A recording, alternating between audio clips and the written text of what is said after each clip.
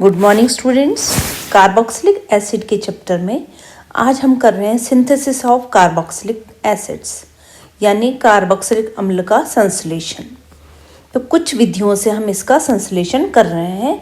सबसे पहले हम मेथड लेते हैं ऑक्सीडेशन ऑफ एल्कीन्स, यानी ऑक्सीडेशन एल्कीन्स का अगर हम करते हैं तो हमको अम्ल प्राप्त होते हैं। तो यह विधि अम्लों के एल्कीनों के ऑक्सीकरण की विधि है जिससे कि हम अम्ल प्राप्त करते हैं। इस विधि में हम क्या करते हैं, एक एल्कीन लेते हैं। जैसे यहाँ पर हमने लिया एक सिमेट्रिकल एल्कीन, बिल्कुल सममित एल्कीन है, डबल बॉन्ड बीच में है, उसके दोनों साइड में दो दो कार्बन एटम है। इसका हम KMnO4 की उपस्थिति, KMnO4 के साथ ऑक्सीडेशन कराते हैं और हम लेते हैं OH ग्रुप, यानी कि हम एल्केलाइन मीडियम में या क्षारीय माध्यम में इसके रिएक्शन करवाते हैं। ये रिएक्शन दो स्टेप्स में होती है। पहले स्टेप में ऑक्सीकरण होता है और दूसरी स्टेप में एसिडिफिकेशन या अम्लीकरण होता है। तो फर्स्ट स्टेप में हम ये डबल बॉन्ड टूट जाता है और ऑक्सीजन के कारण ये ऑक्सीडाइज हो जाता है और ये ऑक्सीकरण किस में हो जाता है, एल्डिहाइडिक समूह में CHO ग्रुप में ये परिवर्तित हो जाते हैं और इसके बीच का ये जो बॉन्ड है वो टूट जाता है और हमको दो मॉलिक्यूल प्राप्त होते हैं। इसका हम जलीय माध्यम में इसका अम्लीकरण कराते हैं, अम्ल की उपस्थिति में इसका हाइड्रोलिसिस कराते हैं। तो हाइड्रोलिसिस कराने पर ये जो एल्डिहाइड बना था ये CHCCOH के रूप में परिवर्तित हो जाता है और इसके बीच का जो बॉन्ड है वो टूट जाता है। हमको दो मॉलिक्यूल यहाँ पर प्राप्त हो जाते हैं। हमको एसिड के दो मॉलिक्यूल प्राप्त होते हैं।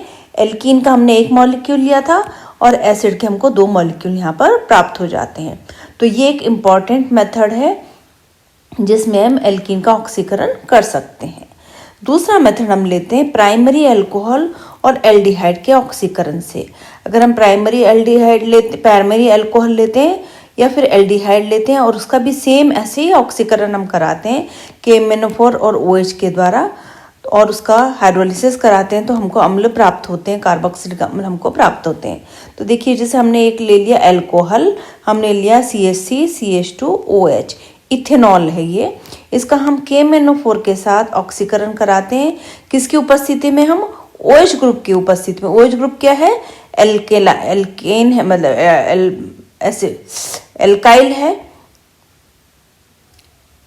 क्षार है। क्षार की उपस्थिति में हम इसका ऑक्सीकरण कराते हैं KMnO4 के साथ और फिर हम उसका हाइड्रोलिसिस करा देते हैं। तो ये पहले एल्डिहाइड में परिवर्तित हो जाता है और एल्डिहाइड का फिर हम जल अपघटन कराते हैं अम्ल के साथ, तो वो अम्ल के अंदर परिवर्तित हो जाता है।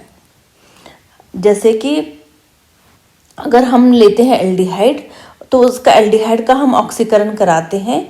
हम लेते हैं Ag2O, सिल्वर ऑक्साइड की उपस्थिति में हम इसका कराते हैं। सिल्वर ऑक्साइड लेते हैं, उसके साथ हम इसका ऑक्सीकरण कराते हैं। तो ये ऑक्सीकरण कराने पर ये और अम्ल के साथ इसकी रिएक्शन कराने पर ये एसिड में चेंज हो जाता है, अम्ल में परिवर्तित हो जाती है। अम्ल बन गया। सिल्वर ऑक्साइड भी क्या करता है, ऑक्सीकरण कर रहे हैं। यहाँ पर KMnO4 की जगह हमने सिल्वर ऑक्साइड ले लिया और फिर हम उसके जल के साथ अपघटन कराते हैं तो हमको अम्ल प्राप्त हो जाता है। एक तीसरा मेथड है ऑक्सीडेशन ऑफ एल्काइल बेंजाइल्स। एल्काइल बेंजाइन्स के ऑक्सीकरण से भी हमको प्राप्त हो जाता है। एल्काइल बेंजाइन क्या होते हैं, एल्काइल बेंजाइन्स होते हैं जब हम कोई ऐसा बेंजीन रिंग लेते हैं जिसके ऊपर कोई ऐसा एल्काइल ग्रुप जुड़ा हुआ हो, जैसे कि प्राइमरी या सेकेंडरी एल्काइल ग्रुप लगा हो। जैसे यहाँ पर हमने CHC ग्रुप लगा दिया तो इस CHC ग्रुप के कारण यहाँ पर जो CHC ग्रुप है ये प्राइमरी अल्काइल ग्रुप है या फिर सेकेंडरी अल्काइल ग्रुप अगर जुड़ा हुआ हो तो वो क्या करते हैं, KMnO4 के साथ अगर हम उसका ऑक्सीकरण कराते हैं क्षार माध्यम में और फिर हाइड्रोलिसिस कराते हैं तो वो प्राइमरी मतलब ये एरोमेटिक एसिड्स में परिवर्तित हो जाते हैं। तो यहाँ पर कौन से ग्रुप अटैच होने चाहिए बेंजीन रिंग पर, प्राइमरी या सेकेंडरी अल्काइल ग्रुप अटैच होने चाहिए। तो ये आसानी से ऑक्सीडाइज हो जाते हैं और एसिड के अंदर परिवर्तित हो जाते हैं। नेक्स्ट लेते हैं हम मिथाइल कीटोन्स के द्वारा। तो अगर हम ऐसे कीटोन्स लेते हैं, मिथाइल कीटोन्स, यहाँ पर के CHCCO ग्रुप है, मिथाइल कीटोन्स लेते हैं हम और हम हेलोजन की उपस्थिति में NaOH के साथ रिएक्शन कराते हैं तो हेलोफॉर्म रिएक्शन होती है। और हेलोफॉर्म रिएक्शन क्या होती है, कीटोन के पास में जो CH3 ग्रुप है इसका हाइड्रोजन एक एक करके रिप्लेस हो जाता है और उसकी जगह हेलोजन आ जाते हैं। तो यहाँ पर हाइड्रोजन हट जाएगा उसकी जगह जो भी एक्स है, आयोडीन लिया तो आयोडोफॉर्म होती है, क्लोरीन लिया तो क्लोरोफॉर्म रिएक्शन होती है। तो यहाँ पर ये CH3 ग्रुप हट जाता है और उसके नीचे हेलोजन यहाँ पर आ जाएगा। तो 3 हाइड्रोजन हटे तो 3 एक्स यहाँ पर आ जाते हैं या हेलोजन आ जाते हैं, तो वो बन जाता है हेलोफॉर्म। इस हेलोफॉर्म का अगर हम फिर हाइड्रोलिसिस कराते हैं तो ये जो है CH3 ग्रुप हेलोफॉर्म बाहर निकल जाता है और यहाँ पर OOH आ जाते हैं और हमको एसिड प्राप्त हो जाता है। एक मेथड है साइनाइड के हाइड्रोलिसिस से। अगर हमने लिया है, जैसे ये हैलाइड है, एल्किल हैलाइड, इसकी हम KCN के साथ रिएक्शन कराते हैं। जब KCN के साथ इसकी रिएक्शन कराते हैं, KCN के साथ रिएक्शन करके रिप्लेस हो जाती है रिएक्शन, और ये जैसे KCN है ना, KCN के साथ हमने इसकी रिएक्शन कराई तो ये Br यहाँ से निकल जाती है, न्यूक्लियोफिलिक सब्स्टिट्यूशन रिएक्शन होती है और CN यहाँ पर आ जाता है और हमको एल्किल साइनाइड प्राप्त होते हैं। इन एल्किल साइनाइड का अगर हम हाइड्रोलिसिस कराते हैं तो CN पहले COONH2 बनता है, उसके बाद वापस हाइड्रोलिसिस कराते हैं तो हमको एसिड प्राप्त हो जाते हैं। एक इम्पॉर्टेंट रिएक्शन है ग्रिगनार्ड रिएजेंट के साथ, है ना। ग्रिगनार्ड रिएजेंट के साथ अगर हम रिएक्शन कराते हैं तो भी हमको अम्ल प्राप्त होते हैं।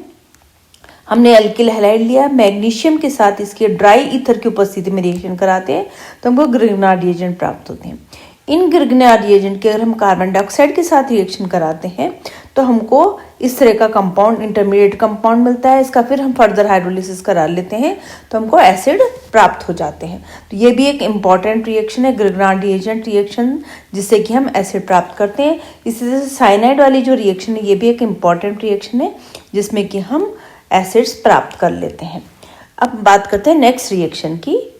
तो हम जो कुछ और रिएक्शंस है, 3-4 रिएक्शंस और हैं, वो हम नेक्स्ट लेक्चर में पढ़ेंगे। तो आज के लिए इतनी ही रिएक्शंस हैं। अब नेक्स्ट चैप्टर में हम कुछ और रिएक्शंस पढ़ेंगे। Thank you.